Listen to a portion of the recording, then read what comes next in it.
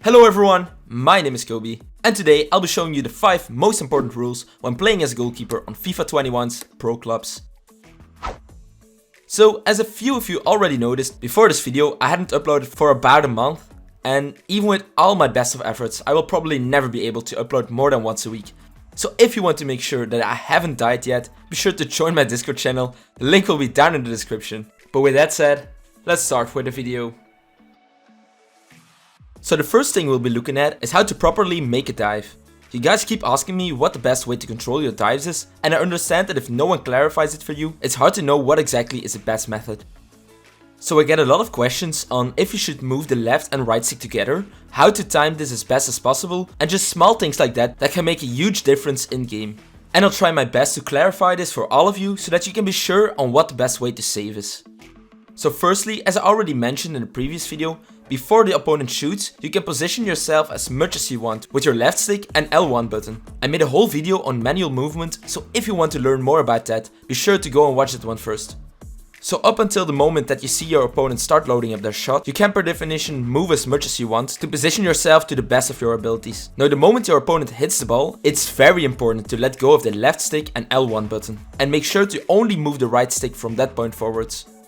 If you start using these buttons at the same time, you almost guarantee yourself that you won't be able to save the shot, and especially not against a good striker.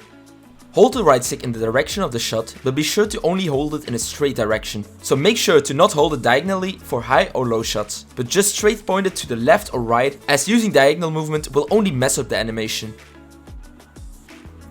Now to continue on this, my second point is to never touch the right stick unless your opponent has made their shot. This is something that changed from previous FIFAs, and a lot of players have trouble with this, as these players used to pre-dive in older FIFAs and it would help them with making the save. For the people that don't know the term pre-diving, it's when you hold the right stick in one direction before the shot has been made. So this year it's very important to train on your timing for when you start holding the right stick, as when doing this too early will get you in a bad position and will in most cases get you locked off of the ball. And when moving the right stick too late, you will simply make your keeper dive too late as well, and you will clearly notice that your diving animation will be very slow. So really try to wait until right after the shot has been made to move the right stick. The third point is very important when positioning, and that's to always have a reason for your movement. This might sound very obvious, but this is a factor that can be the difference between a good keeper and a really good keeper. So to explain this, you see a lot of people just always blindly move to the far post without even thinking about what would be the best option in that specific scenario. And I know I always say to stay as high as possible when playing, but it's important for you to know that you don't have to be high up in the box just to be high up in the box. No, you need to be there with a reason. It's important to look at your opposition and see what passing and or shooting possibilities they have, and then to look how you can counter them. And just generally trying to cover as much options as possible. And to do this is going to require your full attention to the game, and of course you'll need some experience. Next on the list is to talk. Just like in real life, you have to communicate with your team, and this is important throughout the whole of the game. You have to help your team with moving as a unit, as it's not easy for your defenders to always read the attackers, since most of the time they will have to focus on defending one specific attacker at a time. You have to help them coordinate when they have to drop or change positions when a gap is forming or a player is getting too much space. On top of that, when you are in possession of the ball, on the ground or just in your hands, it's so important to communicate to the rest of your team where they can expect the ball to be, or where you want them to make a run. Just try to focus on this and you'll quickly see how big of a difference this can make. To finish today's list, I want to remind you all to let go.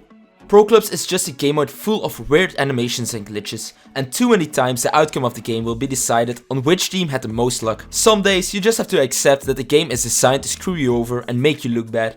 And let's be honest, if you ever really played a Pro Clubs game, there is one keyword that you will hear every 2 minutes.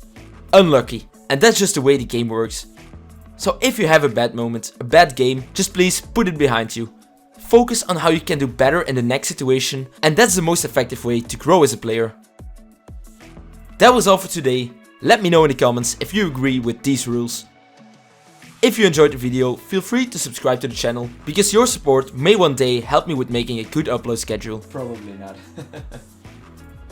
Thank you all once again for watching. See you next time. Stay safe.